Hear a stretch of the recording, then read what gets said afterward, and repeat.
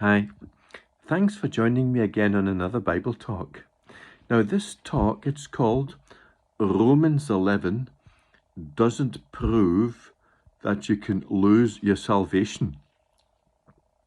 Because ages ago I heard a guy on a video on YouTube, and he's reckoned that, these verses in Romans 11, when it talks about being kind of cut off, that, he thought those were the best verses to prove that you could lose your salvation. And he went to try and preempt the idea, it's not talking about people groups, because he was sure it was talking about individuals losing salvation. But if you read it, actually reading it in the King James Version, looking at the grammar, actually proves that it is he is talking about people groups in terms of, he had the Jews, of course, being cut off in a sense, like losing the privilege of being the people of God, who God would use to reach the world, because that's an abeyance, because we're now in the church age, and it's like Gentiles who are believers, they're now church, and they've been kind of grafted in. Obviously, as individuals saved, but as a people grafted in as the church to be the people who God is using and blessing for his purposes. So I'm in Romans chapter 11, and of course with Romans 9, 10 and 11, it talks about like a Jewish paradox, that Jesus, of course, he came for the Jewish people first as their Messiah, but because the Jewish people in the main, as a nation, rejected Jesus, now is salvation being offered to the Gentiles. Okay, so Romans 11 then, talking about the Jewish people then, saying, Romans chapter 11, verse 11, I say then, have they stumbled they should fall? God forbid, but rather that through their fall salvation is come unto the Gentiles, for to provoke them to jealousy. Now if the fall of them be the riches of the world, and the diminishing of them the riches of the Gentiles, how much more their fullness? Now, when Paul, I'm going to continue in verse 13. Now, at this stage, Paul is still referring in the plural, because he's speaking to a set of Gentile believers. So the believers at Rome. So he is now using plurality as he's explaining something for them. So each of the individual readers should assimilate this for themselves. So he's still on the plurality. It says, For I speak to you Gentiles, inasmuch as I am the apostle of the Gentiles, I magnify mine office. For if by any means I may provoke to emulation them, which are my flesh, and might save some of them. So that's like his kinsmen, that's the Jews that he talked about in Romans chapter 9. For if the casting away of them be the reconciling of the world, what shall be the receiving of them be, but life from the dead?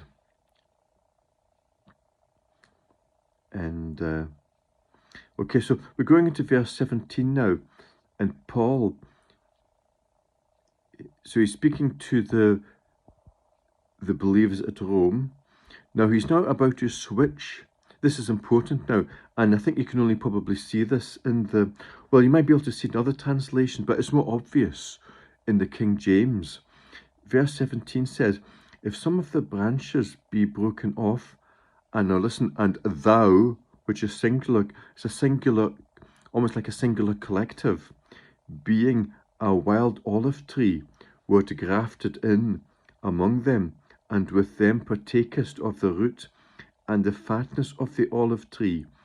Boast not against the branches, but if thou boast, again we're on the thou, so he's using this singular collective pronoun, thou, which is obviously referring to, comparing them as the wild olive tree.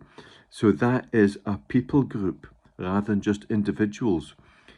And then so thou wilt say then, the branches were broken off that I might be grafted in. So that's like a collective, again, it's like a collective statement. Well, because of unbelief they were broken off, and thou standest by faith, be not high-minded, but fear, for if God spared not the natural branches, take heed lest he spare not thee, still singular. Behold therefore the goodness and severity of God on them which felt severity, but toward thee goodness, if thou continue in his goodness. Otherwise thou, notice still singular, collective, also shalt be cut off. And if they abide not still in unbelief, shall be grafted in. Now, so otherwise thou also shalt be cut off. That's the bit that people use to say, well, see, it proves you can lose your salvation, and you know it's not people group. But because we're using a singular collective, and this is obviously more obvious in the King James Bible, and it just shows it's important to understand single and plurality. So he's talking about people groups, just like the Jewish people who were favoured, and they were to be like this light to the Gentiles, because the blessings of Abraham would come to the Gentiles. In a sense, they have come through the Jewish people because Jesus came to the Jewish people first, and of course the first Christians, like were the Jews. So in a sense, God's plan was to have a people, special people of his own, to reach the rest of the world. And now that's gone to the church as a people group, because they're using thou in terms of the blessings of God towards a people and not individual salvation. Now, so we're in 24 now. Yeah, it just says, for if thou wert cut out of the olive tree, so it's still singular, how much more shall these, which shall be the natural branches, be grafted into their own olive tree?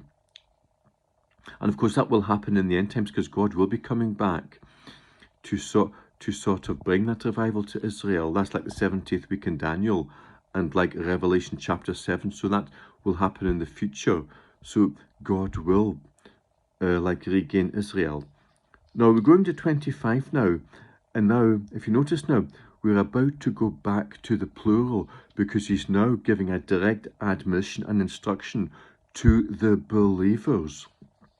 In Rome, says now, for I would not, brethren, that's plural, that ye, that's going back to the plural, should be ignorant of this mystery, lest ye should be wise in your own conceits, that blindness in part is happened to Israel, until the fulfillment of the Gentiles be come in. So now this is Paul's admonition to the company of believers in Rome, where every reader has to read that as his own personal admonition. And you and I reading the Bible do as well. That's an admonition just to understand about what has happened. And then verse 26 says, so all Israel shall be saved. So I hope this shows then that when it's talking about the thou shall be cut off, it's referring to, well, it's obviously the dangers of the Gentiles, if they got conceited, that they could lose out as a people group, just like the Jewish people as a nation of Israel. They lost out, in a sense, on God's blessing, on being the special people who'd be blessed, who'd reach the world now. Because that's now been like handed over to the church of God, who through faith have been grafted in, not into Israel, but the blessings of Abraham. That's what we're told in Galatians. The Gentiles are heirs to the blessings of Abraham through Jesus Christ. So because of it's talking about the thou in the singular, we can see we're talking about a people group.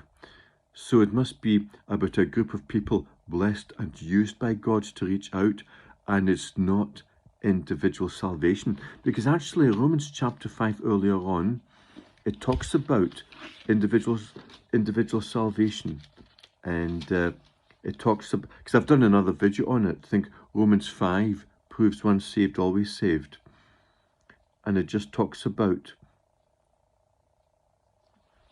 that we'll surely be much more than, verse 9, being now justified by his blood, we shall be saved from wrath through him. So he's now talking about individuals, because the justification by his blood, that's for each individual that believes.